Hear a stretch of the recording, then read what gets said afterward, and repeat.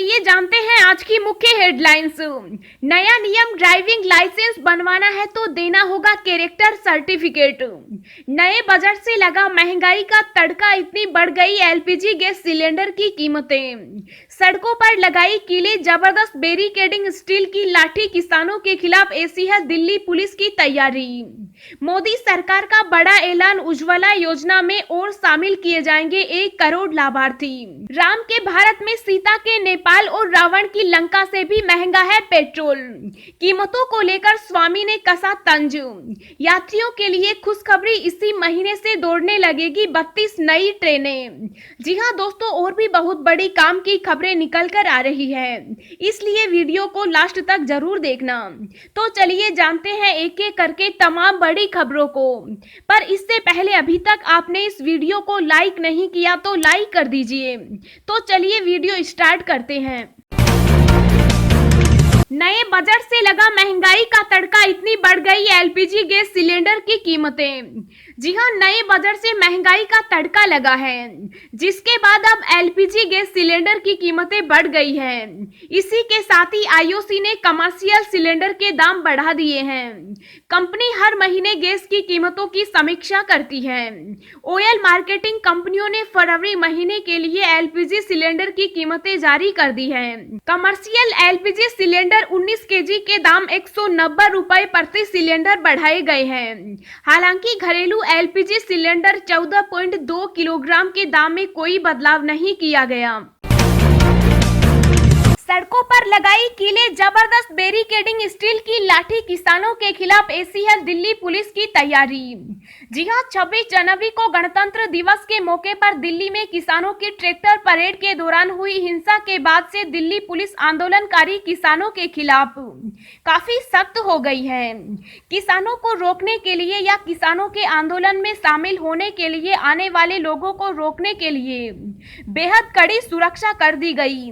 Tikri border पर Delhi police ने सड़कों पर कीले गाड़ दिए हैं और मुख्य सड़कों पर गड्ढे खोद दिए हैं, ताकि प्रदर्शनकारी किसानों को राजधानी में प्रवेश करने से रोका जा सके।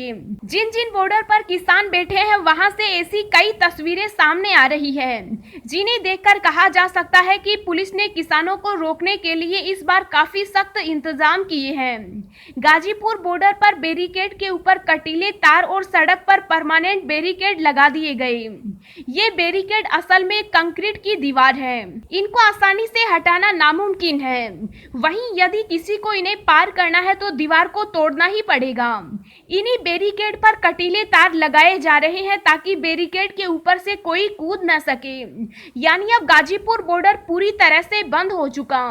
नेशनल हाईवे और नेशनल हाईवे 9 से अब कोई गाड़ी दिल्ली की सीमा में प्रवेश नहीं कर सकेगी।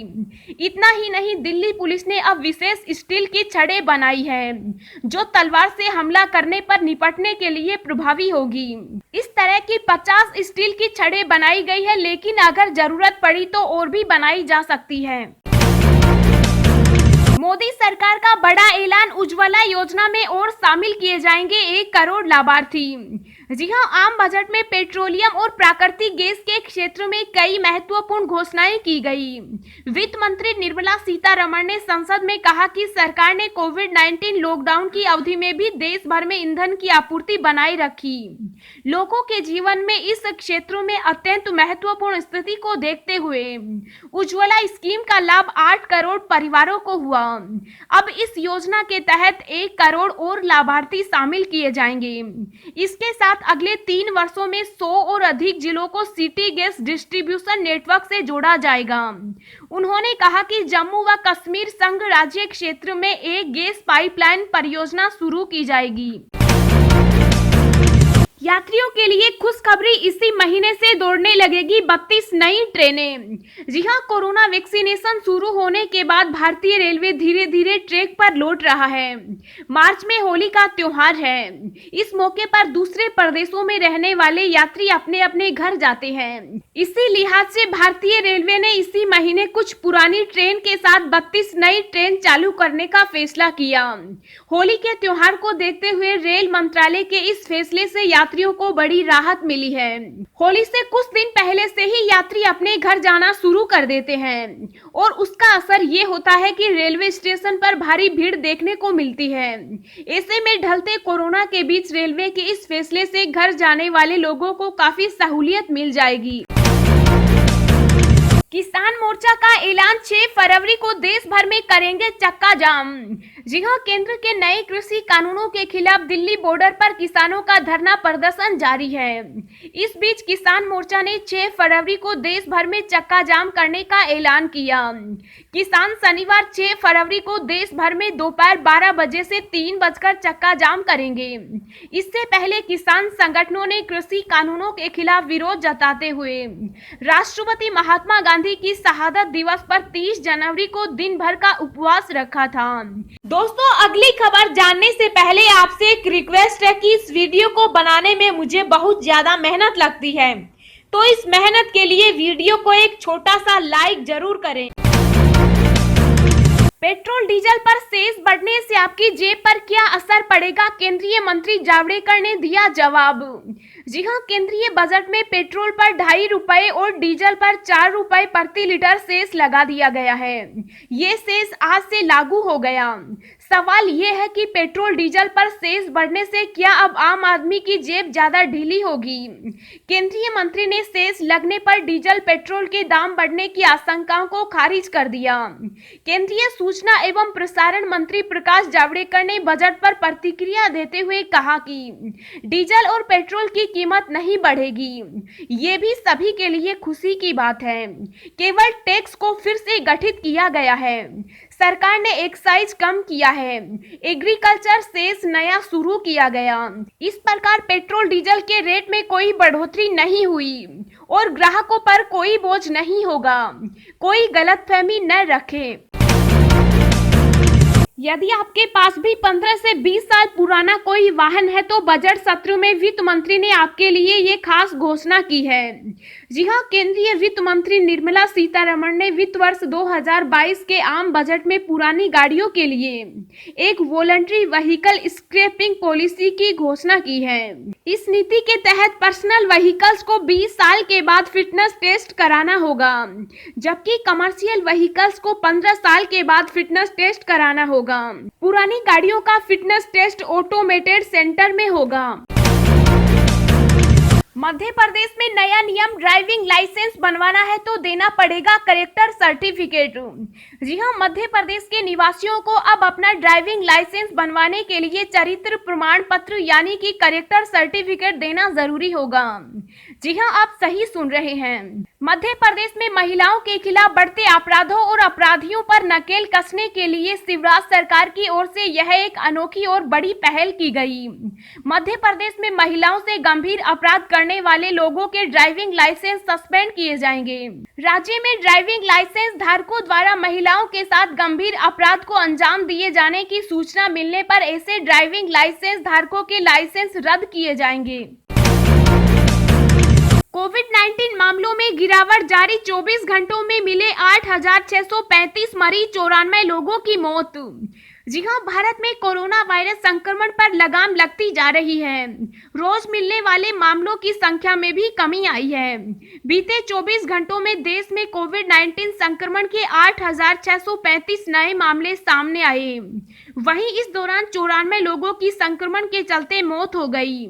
खास बात है कि देश में अब तक 1,07,66,245 मामले सामने आ चुके। केंद्रीय स्वास्थ्य मंत्रालय ने यह जानकारी दी है। स्वास्थ्य मंत्रालय के अनुसार देश में अब तक 1,54,486 मरीज कोरोना के चलते अपनी जान गंवा चुके। अच्छी खबर है कि कुल 1,48,48,406 मरीज स्वस्थ होकर अपने घर जा चुके। राम के भारत में, सीता के नेपाल और रावण की लंका से भी महंगा है पेट्रोल। कीमतों को लेकर स्वामी ने कसा तंज। जी हां, आसमान छूते पेट्रोल डीजल के दामों में भारतीय जनता पार्टी के नेता सुब्रमण्यम स्वामी ने अपनी ही सरकार पर तंज कसा।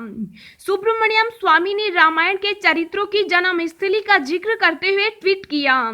उन्होंने लिखा कि राम के भारत में पेट्रोल की कीमत सबसे ज्यादा है, जबकि पड़ोसी देश नेपाल और श्रीलंका में यह भारत के मुकाबले कम है। सुब्रमण्यम स्वामी ने लिखा, राम के भारत में पेट्रोल की कीमत 93 रुपए है, सीता के नेपाल में पेट्रोल की कीमत 53 रुपए है, रावण की लंका में पेट्रोल की कीमत 51 रुपए है। बता दें कि राज्यसभा सांसद सुब्रमण्यम स्वामी अक्सर अपनी ही सरकार के खिलाफ ऐसे ट्वीट करते रहते हैं।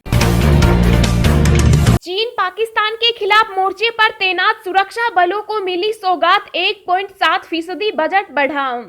जी हां, चीन और पाकिस्तान के साथ लगातार तनाव के बीच सीमाओं पर तैनात केंद्रीय सुरक्षा बलों के लिए बजट में इस बार इजाफा किया गया। केंद्रीय वित्त मंत्री निर्मला सीतारमण ने लोकसभा में बजट पेश करते हुए सीमा सुरक्षा बल BSF, केंद्रीय रिजर्व पुलिस बल CRPF और भारत तिब्बत सीमा पुलिस जैसे केंद्रीय बलों के लिए 1,03,802.52 करोड़ रुपए आवंटित किए।